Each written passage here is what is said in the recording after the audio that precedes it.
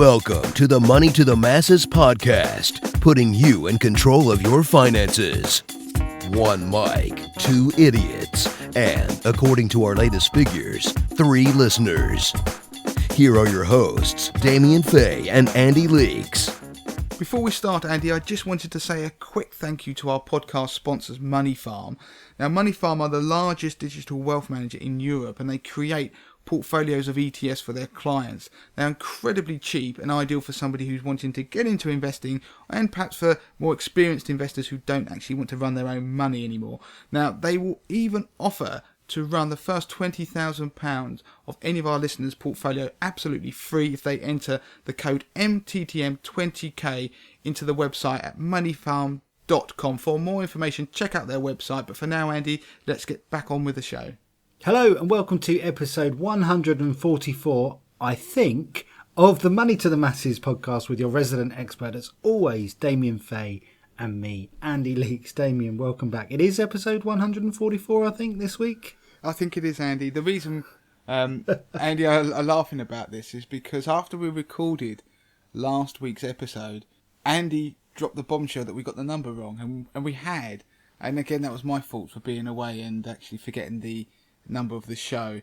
Andy always checks with me, what number are we? So we got it wrong, didn't we, Andy? So we actually got there were so many things that went wrong there, but yeah, we're back. It's 144. But we probably, in fairness, Andy, we'll probably find this is episode number 150, and the numbering's just gone completely wrong somewhere in history.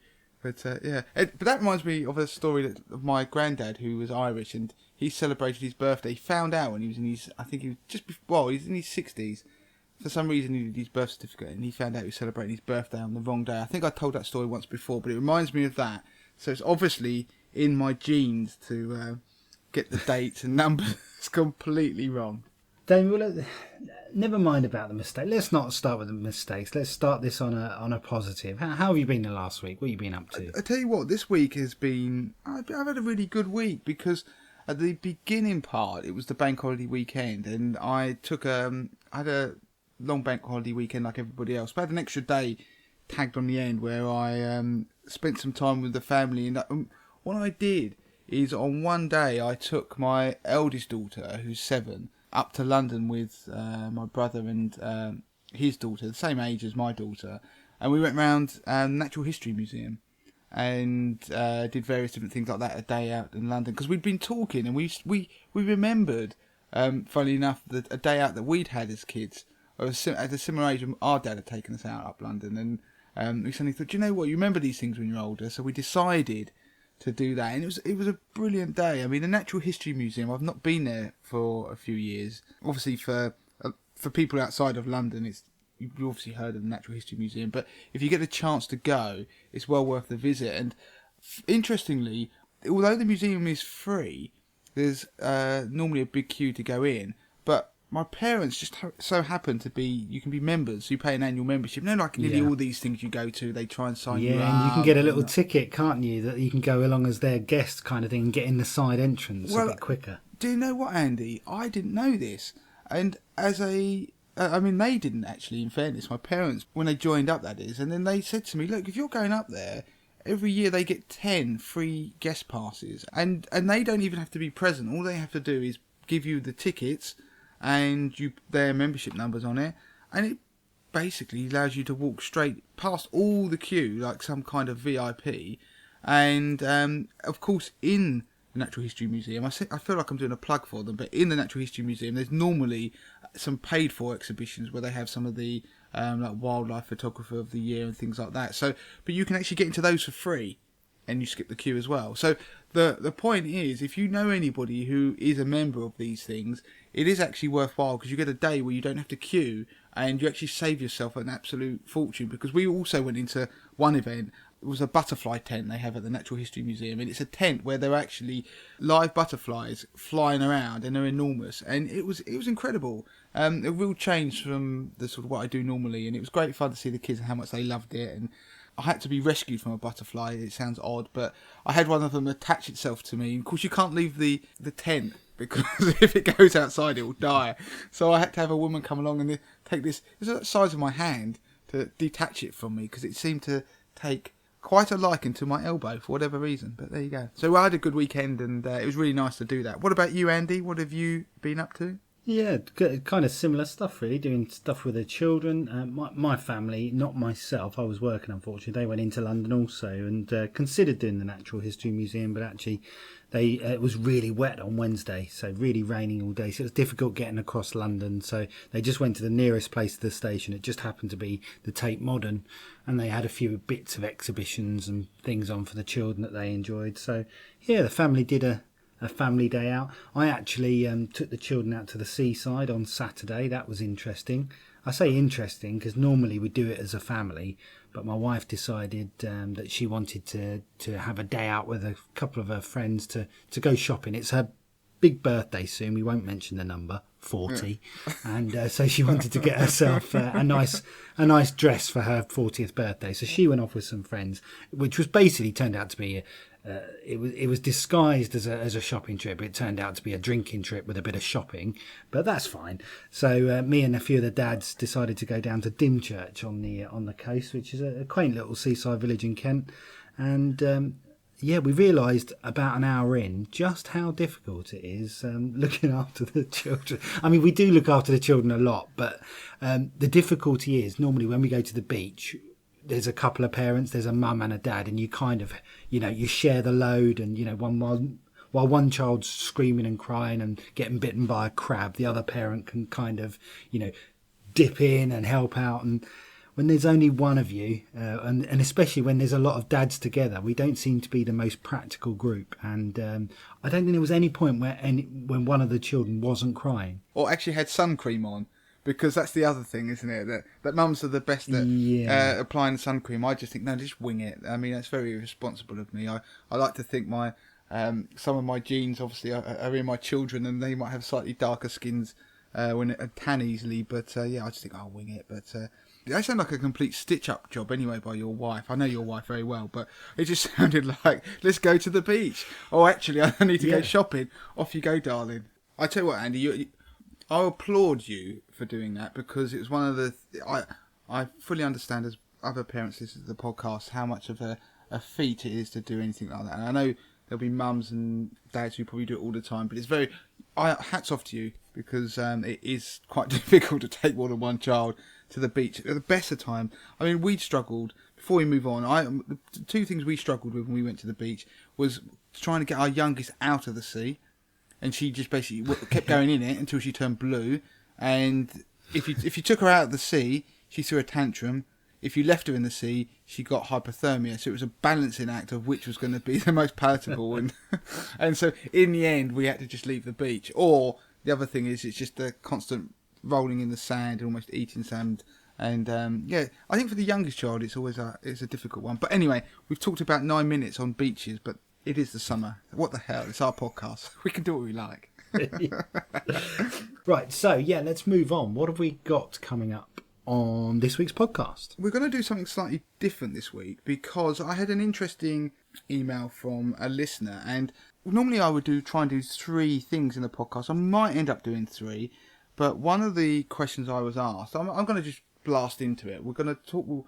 One of the things that, just so people know, is going to be gold. I'm going to be talking about investing in gold and some things people probably don't appreciate when they invest in gold, and they may find interesting at the same time and useful. But the first one is going to be probably a much longer but broader, more interesting piece in a way. I was asked a question by Sarah, and she sent in an email saying, "Hi, I just found your podcast and love it." It's always nice to hear that. "I've been listening to a lot of American ones, and it's good to hear a British version. I've been consumed with the FIRE movement," and I had to work out what that was at first, but I've been listening to your podcast. So my question is, do you have any advice on achieving FI in a shortish time frame, say 15 to 20 years or sooner? Now, after a bit of Googling, I worked out what Sarah meant, and she means financial independence. So is there a short way or fast track way of getting to financial independence? So this podcast is going to be my view on achieving financial independence, how I would do it, and because we're all trying to do it. I mean, I'm trying to do it, and it's my view, having seen the way people who have achieved it, seen way dealing with rich people in the city, and we're giving them financial advice and putting all that together, and just what my viewpoint is. And I'd love to hear what other people think and their views. So financial independence, Andy, is going to be the sort of aim of this first piece. So feel free to chip in whenever you want, because I'm going to be just going with this and talking with no real structure to it. So, I mean, the first thing to point out on this question is, what is financial independence? And I suppose it depends. If you're going to try and achieve financial independence, you've got to know what it is. And I suppose for me, and the more generic definition I've seen for financial independence, is the idea that you have enough money or means to not have to work to pay for the basic necessities you have in life. So we're talking mainly your bills, mortgages, food. So you can survive. If you go into survival mode, then you've got enough money to cover that. Now, some people may class financial independence as something very different. They may think financial independence means they can do what the hell they like and sail around on huge yachts, but I'd argue that isn't realistic for the majority of us. So, I mean, what I'm going to talk about is my view on how you achieve financial independence. So, achieving the idea of being financially independent, and I suppose comfortable could be another word, is I've always tried to apply a general principle, the way money works. Okay, so you're in a point where you are you're going to accumulate money, and then you're going to have to try and live off it. And what the traditional way of looking at that is, you need to chuck money into pensions, or you end up working for all your life, and then you end up trying to decumulate that. That's the word they use. So you start drawing on it. Now, I think of it slightly differently, and at some point in life, I would love to write the book on it, but I haven't got the time to do it now, so I'm going to tell you the idea anyway. So I've got a thing of trying to build a cash machine. So if we all had a cash machine, life would be wonderful. So you've got to try and build one. You can't rob a bank and nick one, but you need to create your own cash machine in life, however you do that. So by that I mean something that almost could be that's going to spew out a regular income of some kind without you doing anything. It's automated, so it's going to produce this income stream, because at any given moment, we're all working. You listen to this podcast, you might be going to your job. Now, you go to work to do something and to earn money in return. Now, you can do that forever if you want, but it's going to get to a point where you're probably either too old, too tired, or too sick to be able to do that. And ultimately, you might not want to work until the day you die. And I know that's where the world is moving to, because retirement age is going up and state pensions, and we're going to have to work longer. But to become financially independent, I think that everybody needs to try and build a cash machine. Now, there are two ways I think you could do this. Obviously, one of them is you could get a very well-paid job. So you've got to try and obviously go up in your career, earn more money. And that's easier said than done, I suppose. I mean, it's very simple to say you've got to earn more money and be better at your job. But what happens in the UK, we have a very simplistic way of looking at things. You get a job, you get a career, and then you work in that career, and sort of dead man's shoes and everything, you slowly move up, and then you'll get a pension, hopefully, and then you get that pension, and then you can live off it, hopefully. You've put enough in there. Now, I've got a different view on financial independence and how you attain that. I just want to build a cash machine, however you do that. So the first thing we're going to do is try and build something that generates lots of cash.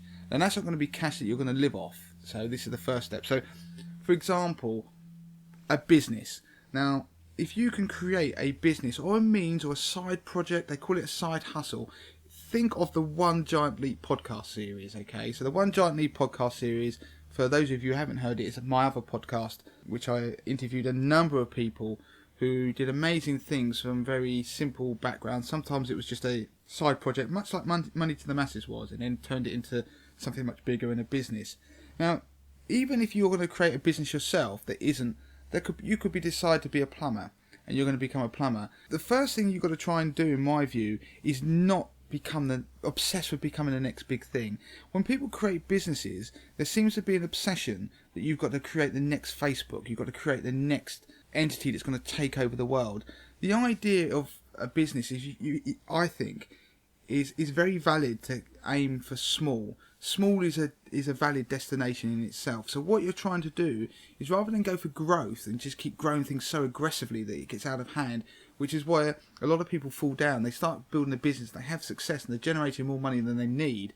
Then what they typically do is then go, we've got to get bigger, we've got to employ more plumbers, we've got to try and plumb the whole world, and it gets out of control, and then it all comes crashing down because they then get away from what they're actually good at, which was delivering a particular service rather than running a monster firm of 80 plumbers trying to plumb the entire southeast's bathrooms. The idea that has occurred, the idea that small is a destination in itself is, I found, quite a powerful one. And so all you got to do is, he says all, but what you've got to aim to do is build a business that can sustain your living, so pay you a wage that you need, but then there's also extra profit, which you can reinvest into the business to keep it growing.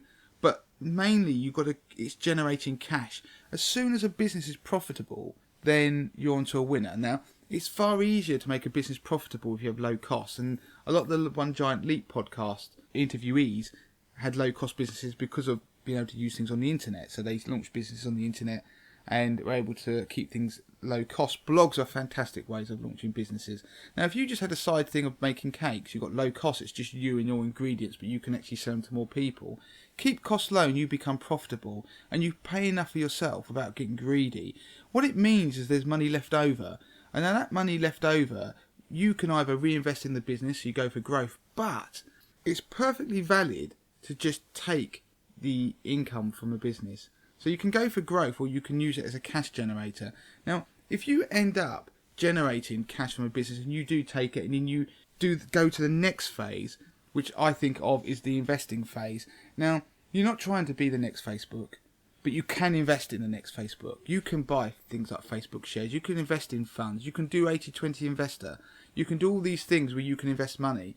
And it is a realization that you do not have the best idea in the world, or you don't have the monopoly on the best ideas of the world, but you can identify some of the others that exist out there. So all you're doing is using a business and a skill that you've got to generate enough money so you can then start stockpiling it and investing it. Because what you're trying to do is build a fund that is big enough to then generate enough money, and we're talking within a time frame of 15 to 20 years, to generate enough money to completely replace the income that your business was generating. And if you can do that within 15, 20 years, which is eminently doable, then if you can do that, then you could theoretically just unplug the business. You could just stop because you don't need the business. You've got enough income now that's being generated that it's going to make you financially independent because it covers your bills. And the business and your job becomes something you can do to earn more money, or ultimately you can then sell the business. So you've gone from the stage of the One Giant Leap. This was part of the reason I actually did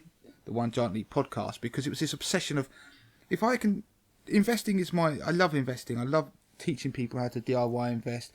I love teaching people how to manage money and try things like this podcast. And then obviously we're going to go on to the next phase in a minute, which we also do via Money to the Masses. But it always felt that there was a stage which existed before that, which is the creation stage, which was missing, which is why the One Giant Leap podcast came about, because I wanted to show people how they could do that rather than just say do it, just inspire people that they already have the skills to do it. So once you've gotten to that phase where you're putting in money into an investment, whether it doesn't have to be a pension, because this is the other idea that I'm not averse to pensions, but I do like the idea of showing people that just putting money into pensions isn't the only way of becoming financially independent, because then you have more control over the money yourself anyway, and you aren't beholden to pension legislation. But of course, on this phase where you go to phase 2 and you start investing, you can put it into pensions, you can put it into ISAs. It's doing those things. Now, I was running some numbers just very, very loosely. If you want to,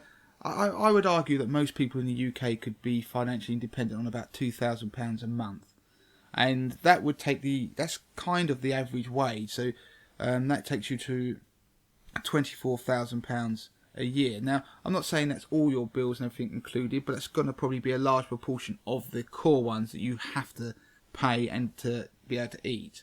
So if you need to be financially independent, you're going to need to build a fund that can generate, let's say, that £24,000. Now, how big does your fund need to be? If you just do very loose numbers, my kind of back of the envelope maths would say, right, a sustainable level of withdrawals from any fund is about 5% max a year. So if you took 5% a year from a fund to generate, for that 5% to be equivalent to £24,000. Hang on, Damien. I reckon, about £500,000? Andrew Leaks. I'm impressed. It's about 480,000. There we go. See, that's a misspent youth. I have to admit that I spent most of my youth in a pub watching my dad and his friends play darts, and so I learned how to count backwards very quickly. So I kind of worked the figures backwards using those simple... See, who says that spending time in pubs is a waste of time? So that level of 480,000 could generate at 5% around £24,000 a year. Okay, so, I mean, there is an argument that I think that's still quite punchy, because that's the level that people would use in assumptions within financial services at 5%. I would prefer to only have to take 2%, because I don't need to take any risk either. So 2%, don't forget we haven't factored in inflation here, so if inflation runs at sort of 2 to 3%, and you take out 2% from my fund, I need my fund to actually produce 5% a year to keep its buying power up. So if we just went with 2%, because then I don't need to take any risk. Do you know what? I want to be on a beach. I don't want to be having to worry about investing, although I like doing it. But let's pretend I'm somebody else who isn't interested in investing or something like that. 2% a year, in your 24,000, that means you're going to need about 1.2 million. So you're going to have to start pumping in some big money. Now, if we are going to go with the 5% figure, it's fine. To get that £480,000 for a 5% withdrawal to be sustainable, you're going to have to put in about 32 grand a year over a 15-year period. Over 20 years, that's £24,000. Now, I'm assuming no growth on the initial money you put in, so it's even lower than that. So, I mean, that sounds a lot, but when you think of it in terms of a business and you have an extra contract or something a bit more profitable, then you can see how you could generate that. So the aim is, once you've built your one giant leap, you've taken that risk, you start building a business, you end up putting that money in that fund. At the point that you then have got enough in there to replace your income, you then start the third phase, which you start then drawing on it, and you start then managing your money. And that may be that you end up selling the original business, which you get a kicker from, and that could be an even bigger lump that you can put into your pot to actually pay your income. But you're not reliant on it, and that again gives you that independence. You're not relying on people buying your business, because a lot of businesses out there have value, but they don't have as much value as people perceive them to have when they come to sell them. Because don't forget, some businesses, for example, financial advisors is a good one. I mean, that's something that's fairly close to home in terms of their financial services. What happens, a financial advisor, when they get to retirement, will try and sell their business, but they don't actually get as much as you think they do for it, because they don't own the people, they don't own the clients, the assets they have under management, but they can move them. So they might actually, after all those years, get a few £100,000 for that business. That might sound quite a decent sum, but you can see after, say, working 30 years in a job, all the blood, sweat and tears, that doesn't actually sound a lot to me. Of course, you could apply this principle, this sort of 3-stage cash machine principle. You build your cash machine, you then get the cash out of that and then put it into an investment, which again becomes another form of cash machine in a way, and spits it out. You want to try and automate all this. You can do it with a job. It just means that you're going to have to get a job where you're going to have to start taking the money and very actively putting it into investments. And I'd argue that's more difficult than if you were to grow a business and do so. So, I mean, that's my answer as to how I would become financially independent. I'd love to hear what other people say. I mean, along those lines, while you're doing all those things, of course, the other things you need to do is you're going to have to try and pay off debts along the way. You're going to have to obviously save. You're going to have review investment objectives. You're going to have to view your long-term goals, how much you need, and all that sort of stuff. But the other thing is you need to make sure you do your wills, you take out life insurance, because the worst thing that could happen is you could be planning this financial independence and you get hit with some illness or somebody dies that's integral to you or your plan, and it won't be achieved. So they are the other points I would say. And obviously at the end of all your financial independence, you'd love to be able to think you could make your children financially independent probably a little bit earlier than you were. So therefore you can have this legacy planning, which can be how you pass on your money. So unfortunately, I'm not going to give anybody the answer of how they will be definitely financially independent, but that is how I plan to try and be financially independent in the next 20 years. So it isn't based purely on pensions. You use all those vehicles, but it's building something that I can replace the income of, but being realistic, because on a side note, I saw a really fascinating piece of research about happiness, and I keep linking happiness and money because it's something that I ponder quite often, and I've seen so many unhappy people who are very rich. I think it's an interesting subject. I've listened to a couple of audiobooks on happiness, just because I think the psychology of happiness and perceived happiness is quite an interesting subject, and I think there's lots of research that is being done and can be done.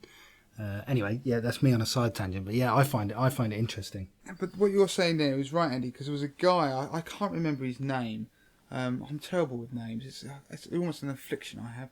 I'm surprised I remember yours from week to week, to be honest with you, Andy. Dave. The guy was somebody in the tech world who built businesses and was absolutely minted, then lost it all, and then sort of done that more than once. And it's very easy for people like that to sort of say about what make them happy. But he, through all his success and failures, said that the route to happiness, he felt, was actually expectations, and was setting expectations that were realistic and reviewing them. So you could want to be a billionaire, but when you get to that, there will always be somebody else who has more money than you. So therefore, you won't be happy because do you know what I mean? You'll be driven again. And external factors and objects can't naturally bring you happiness. It has to be happiness is a sense, it's a feeling that you. That's right. It's how you feel. It's not a destination to arrive at. It's not something to aspire to be. If you always want to be happy, you need to enjoy the process as you go along. Absolutely. Even now in my life, and without going on to too much of a tangent, I'm constantly thinking of goals. And you know, when I do this, this will happen, and when this happens, this will happen. And you constantly keep moving those benchmarks, those goalposts keep moving. And so if you're not careful and actually sort of stepping back from that and enjoying the now, and it's what my wife and I often do, we try and sort of withdraw from thinking too far in the future and actually, you know, just bring it back a bit and just think about the now and think how lucky we are right now and what's happening, and try and enjoy it, and that makes you feel happy, just being able to appreciate what's going on right now. Because it just, how many times do you hear people say, "Oh, that's another year gone," or you know, where did that time go? And again, we're going off tangent, but I find the whole thing quite fascinating. I feel sure there are so many people out there that are just, you know, thinking of that retirement goal, putting money into pensions. When I retire. Do you know what? When they retire, they might be too old, or they might die, God forbid, you know, or they might not be able to do the things that they aspire to do when they retire because they might have ill health, or, you know. But on that note, Andy, I think it's all on topic. And I mean, one of the things that struck me, obviously I have periods where my Crohn's, I talk about on the podcast every now and then, and will have caused me problems. And one time I was in hospital for about a month. I had a portion of my bowel removed, and I remember I was laying in the bed, and you end up making friends with some very unusual, not unusual, but people you don't necessarily will meet in everyday life. Because when you have a problem that's to do with your intestines, most of the people who have the similar kind of issues tend to be a hell of a lot older than you. So you end up being in the ward with people who are probably about 30, 40 years older than you. And I always remember talking to a guy, and he'd worked all his life. He was a postman, and he'd got to the point where he was so chuffed about the fact that he'd retired, and he then was going to play golf all through his retirement, that we went and retired, and within a week he then started feeling unwell, and then he found out he had stomach cancer. And he was talking to me, and he had all the surgery and that, and he was a lovely guy. And I mean, I hope he made a full recovery, because obviously I left hospital far, far before obviously he did and would.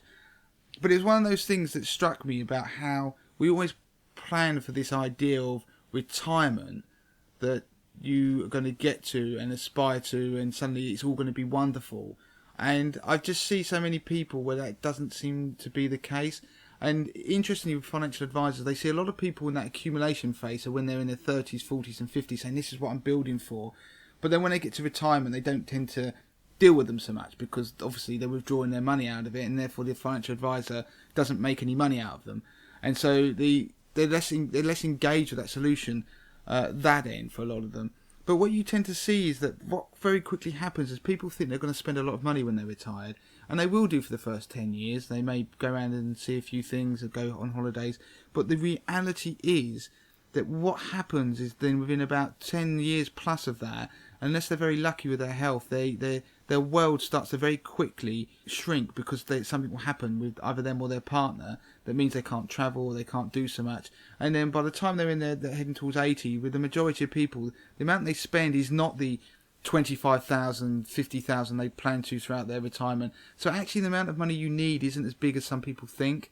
And so, like you say, you all plan for this final sort of wonderful nirvana in retirement. It just seems to me I've slowly become obsessed with the idea that I'm not sure we'll get there. And so this idea of financial independence is why I've obviously thought about it in the past. Because for me, if you can become financially independent when you're in your 40s, 50s, then that means you have more choices where you can then choose if you want to work. And therefore, we're going back full circle to this happiness thing, is that there's a bit of research recently that worked, again, another piece, you can see I read a lot of this stuff, ends up being about what was made people happy and about money. And I can't remember if I mentioned it on a previous podcast, but what they worked out, it wasn't the money that made people happy, it was the time that the money afforded them. So, for example, you could get a gardener to do your gardening, or they could pay people to do things they didn't want to do. And by doing that, the one commodity we have the most scarce of really is time, because we're all unfortunately going to die, and we don't know when that is.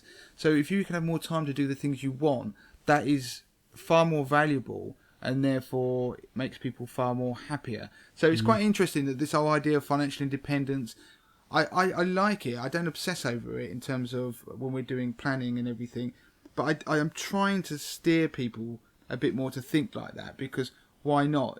If you can build something or have a job you love, whether you work for someone or you made the job, that's great, you're going to be happy. And if it's the side thing, you're building effectively a cash machine investment portfolio, that means that one day you can just stop this when you want, that'd be wonderful. And I do think people can achieve it, but it's just got to be, we've got to be able to take, you've got to take some risks to do it. So, I mean, I did say this piece would be a bit longer. I hope people found it useful, because it just gives you an insight into how I think about things. It isn't as conventional as the financial services will have you think. I'm quite up for people going and doing something very radical for their retirement planning, because I don't think one size fits all. And the other thing is, retirement doesn't have to equate to a pension. A pension is a product, and I bang on about it, but a pension is a product. It's a thing that someone created to make money out of you.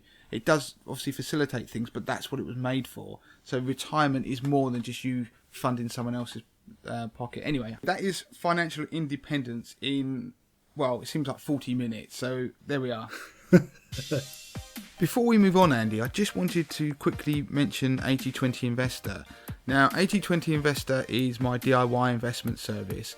Do go and check it out. I empower and teach people how to invest their own money. The service provides data-driven fund tables. The data is driven by my own unique 80/20 Investor algorithm, which I created.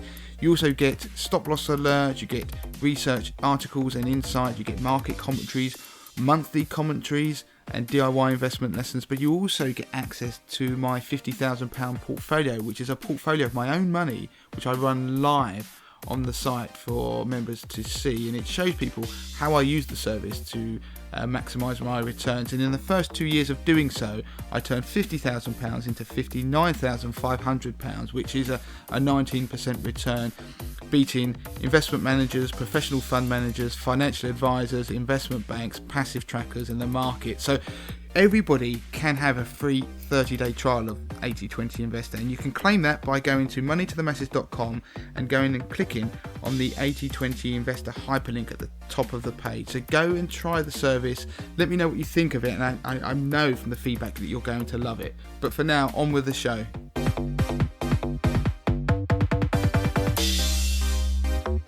Okay, so we mentioned gold and investing in gold. And Damien, you couldn't have picked a better subject, because just this last week I've got absolutely addicted to a series called Gold Rush on Sky, and it's awful. It's just a load of Americans running around trying to dig for gold and having fights with each other. But I tell you what, it is very addictive, because you end up watching it right until the end just to try and see if they get any gold at the end. It sounds like some weird version of Love Island. I've never heard of it. I'm obviously. Have you ever heard of the series Deadliest Catch, where they go out in Alaska and they go out in boats and catch like king crab and things like that? Yes. So it's Yes. kind of exactly the same as that, where basically they hook you in because you want to see how their season is going and whether they actually get that big catch that means that they'll be able to pay for their diesel and their season. And it's the same thing with this gold thing. It's awful. I don't know why I watch it, but it's really addictive. I tell you, I can understand why you watch it, Andy. Quick aside, there's a channel, I think it's called Crime Investigation or something on Sky, and it's all about, you know, like these serial killer things, or wives with knives, it will be, and stuff like that. It'll be woman who's killed her husband, and but what they do is they tell you a story, a crime that's been solved, but they do it in such a way that you get hooked in, and you thought, oh, I just want to see what happens here, and an hour's gone by, and they do that annoying thing where they keep repeating. They have an ad break, and then they repeat what they've already told you in the last 10 minutes, which takes another 2 minutes. It just feels like the whole program's on constant repeat, and then you look up and you've lost 2 hours.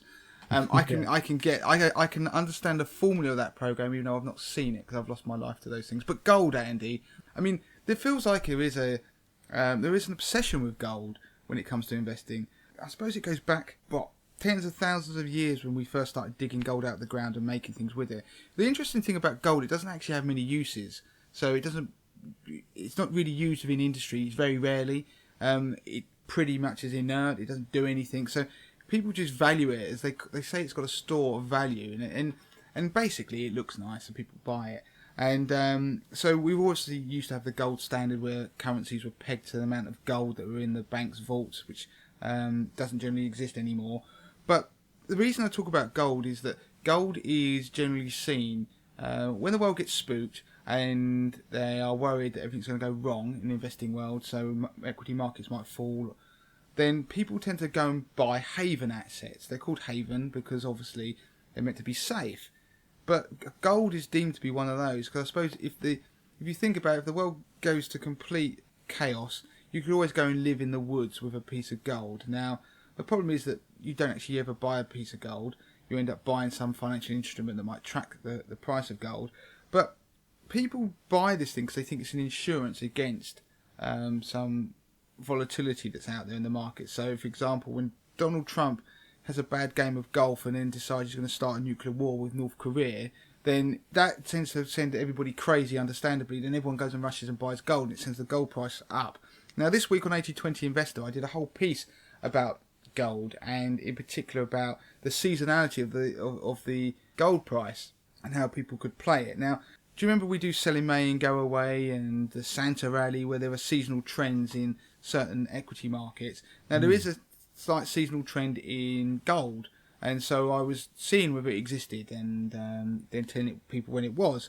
But one of the things I just really wanted to very briefly touch upon is just to highlight to people two things really, or three things with gold. One, there is a seasonality that's evident in the price of gold. If you want to see what that is, then do take out a free trial of 80/20 Investor and you can read the whole article. Then the other thing is that the price of gold is incredibly volatile, and the reason what really drives it up or down is fear and greed. So what you're really banking on is Warren Buffett, apparently the greatest investor that's ever lived, that once said that if you buy gold, you're really buying it on the hope that someone is going to be more scared than you at some point in the future, which you can then sell it to them at a higher price.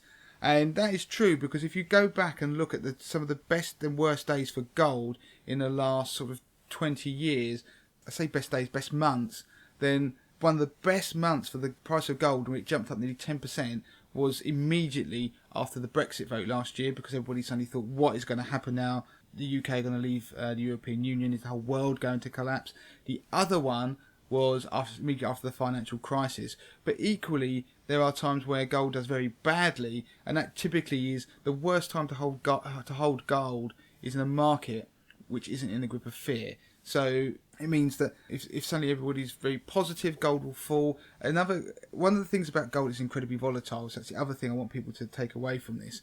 And to show how volatile it is, typically, even if you have a very strong month for gold, it might go up double digits one month, it will tend to fall the next one. And people think that gold is a hedge against volatility, so if you buy gold, then your portfolio will have less volatility. Now, I'll come back to that in a second, because it's not true. It's not actually not true, but there is a trade-off.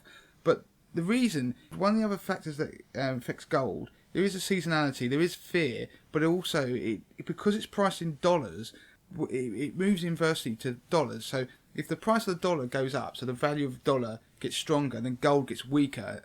And if the opposite happens, so if the dollar falls, then the price of gold goes up. And part of the reason for that is because it's priced in dollars, it becomes cheaper for you and I to buy it in, as we don't have dollars, we're in pounds. So the currency exchange rate means we can buy more of it. So it pushes, as the dollar falls, the price of gold tends to go up as people buy more. So that's the other thing to think about. So if you're thinking about gold, there are things you've got to... Is the world gripped by fear? Where is the dollar headed? It's falling at the moment, but it could easily change. And is there a seasonality? There's three things that just are almost facts to look at if people are interested in buying gold. I'm not really interested in gold all that much because it is so volatile. But the final point, which is a bit of a takeaway from a piece of research I did a few years ago for 80/20 investors, which was talking about volatility. And if you people think if you hold gold, it means your portfolio is less volatile because it isn't correlated really to equity markets. If equity markets fall, gold doesn't tend to fall. It tends to probably do the opposite. And actually, when you do the analysis, the more gold you hold in your portfolio, actually above about more than a quarter of your portfolio is in gold, then it actually becomes more volatile, your portfolio, than if you hold less. So there is a trade-off. So really, I would say to people, if you're going to buy the stuff, then around about 5% is about the optimum. So there you go. There's an absolute golden nugget I've just given you there that you can take away from this podcast. So that's me done this week, Andy. It was a bit of an epic one, unintentionally, but I wanted to do something a bit different. It was an epic one, but if we hadn't have banged on about our children for 10 minutes, then we may well have got it done in the usual 30 to 35 minutes. So I think the listeners have got some added value there by us actually giving them something to do with money and finances. So excellent stuff. So if you want to get in touch with Damien, you can, of course. Twitter is a great way to get in touch with him. He'll reply pretty much straight away, and if it's something he needs to look into, Damien will do that. It's Damien. No, it's... You're struggling, Andy.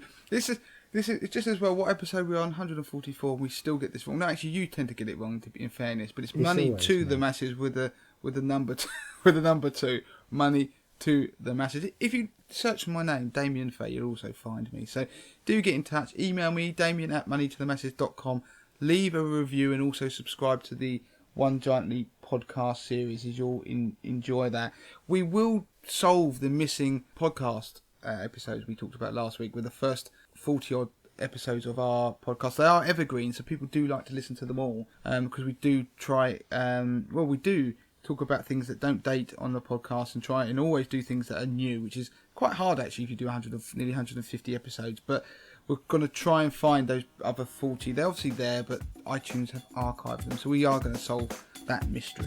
Good. Until next week. Until next week, Andy. Don't forget to claim your free copy of Damien's best-selling book, The 30-Day Money Plan. Sort your finances in just 5 minutes a day, worth $4.99. Just go to moneytothemasses.com/podcast to find out how.